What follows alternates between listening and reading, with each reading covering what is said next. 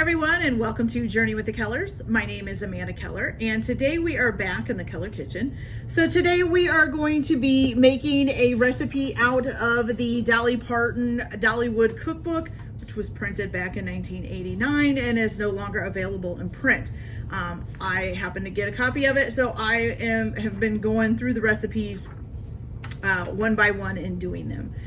So today we're actually starting the soups and stews part, and we're not in the salads anymore. So today's recipe is for corn chowder, okay? Now, the first thing that you are gonna wanna do is cook a 1/4 pound of bacon. And then, once it's cooked, lay it out on a paper towel to kind of drain it off, and then crumble the bacon up.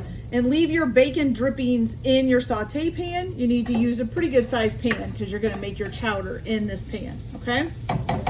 So once you've got the bacon done and you've got the drippings in there, you are gonna need 1 cup of onion chopped up and 1 bell pepper chopped up. And you're gonna add those into your pans with your bacon drippings and let them cook until they're tender. So I've already started this here. I did use an orange bell pepper because that's what I had. I had one left in there, so I thought, well, it doesn't specify what color, so I'll just use the orange. And they're starting to tender up here too. Okay, the other thing that you are going to need here in a little bit is 2 cups of cooked potatoes, diced and drained. So you can take the potatoes, you can dice them up first if you want to make sure you have 2 cups, boil them in water, and then drain them off. Just boil them until they're tender. You can also they sell, at least around here, like a frozen bag of, they call them hash browns, but it's technically just a frozen bag of diced potatoes. And you can just put those in water and heat them up in the microwave for a few minutes until they're unfrozen and tender. So if that's easier for you, do it that way. If you'd rather do it with regular potatoes, I almost said real potatoes, they're still real potatoes. But if you'd rather just do it yourself with a potato and cook it up, that's fine too, whichever way you want to go, okay? All right, so once these are getting tender, which they are starting to get there, fantastic. Okay, so once your onions and your peppers are tender, you are gonna go ahead and add in 2 cups of chicken broth. Oh, I guess this hasn't been opened yet. There we go. Okay.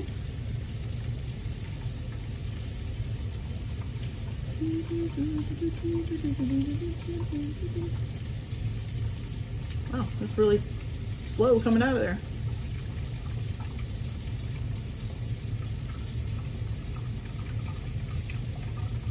Wow. Okay, I should have poured this out ahead of time. I guess I didn't realize it was going to take that long. Almost there, you guys. Almost there. Shush. There we go. Okay, so 2 cups of chicken broth. Good. Then you're also going to add to this your potatoes that you've already diced, cooked, and drained. Just like that. 2 cups of those. Then you're also going to add to this your creamed corn. So you need one, what is this, a 14.75, so it's a 15-ounce can of creamed corn. You're going to add that in there. And I know some of you are going to say canned corn or canned cream corn, but this was for Dollywood, so they probably tried to do things as quick as possible. Okay, then you're also going to add to this, let's see, your seasoning. So you're going to need, let's see, a 1/2 teaspoon of black pepper. Can I get my 1/2 teaspoon out here? There we go.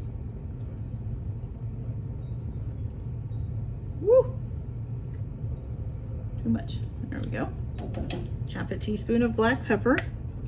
And then 1/8 teaspoon of red pepper. Now remember, if you're like me and you don't have 1/8 teaspoon on your thing, just do about 1/4 teaspoon. You could probably do a little bit less of this because this is hot. So if you don't like spicy food, don't do as much, or you could probably eliminate it too if you wanted to. That would be up to you. Okay. Then you're also going to add to this your bacon. So your crumbled bacon back in that you cooked it first. Crumbled up a little bit more as I'm doing it here. Put your bacon in there. Bacon. Okay. And then the last thing that you're going to add is 2.5 cups, correct? Yes, 2.5 cups of milk, okay? And then you're just going to heat this all up. Well, we're going to stir it up first and then heat it up. Woo! Almost too much for the pan. But you're going to heat it all up, but you don't want this to boil. So you're only going to heat it until it's hot, okay? I'm thinking mainly that's because it's already, everything is cooked in it. So you're basically just warming everything back up. All right, you guys. So we got that all stirred up. Now, here's the thing some of you aren't going to like, I'm sorry to say. You can just see that bacon grease sitting on top of there, okay? So I don't know how many of you know this, but most chowders, clam chowder, corn chowder, all of them are made with bacon fat. So it's kind of how they get the really good flavor is the bacon grease. Now, I'm sure there are ones out there, definitely now, that are healthier or whatever that don't use that, or maybe they substitute it for something else. But back in 1989, that's how they were made. Also, back in my late teens, early 20s, when I worked at a seafood house, that was how they made clam chowder. Was they used to cook bacon for different things, and they would keep the grease in these buckets, and then they would put that grease into the clam chowder. So, you know, it's just, it was something, how something was made. If you know of a healthier way to make it, that's fine, excellent, but I'm trying to stick to the ingredients, okay, that are on this thing. And, you know, a lot of people want to know how it was done back then and how it was done in this cookbook, okay? All right, so I will be right back as soon as this gets heated up, and we will take a look and see what it looks like and then take a taste. So I'll be right back in a little bit. All right, you guys, so it is all done. This is looking delicious. So we're gonna scoop some up here so you guys can get a closer look. Got lots of that stuff in there. Okay, and here we are. All right, you guys, so here it is, the corn chowder from the Parton Dollywood cookbook. This would be great with some breadsticks and salad. It looks delicious, very steamy hot. All right, let me get a spoon here and we'll try this.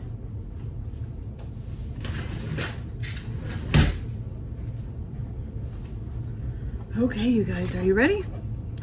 Let's see if we like it. There's a weird man in my house.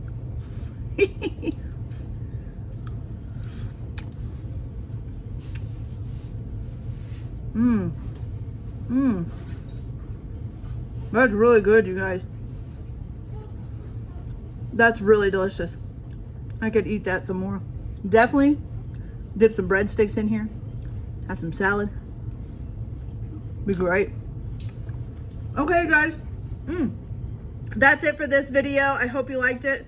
Like and subscribe if you like, or don't if you don't. Everybody have a good day. Enjoy your cooking. Keep your kitchen messy, and we'll see you later. Bye.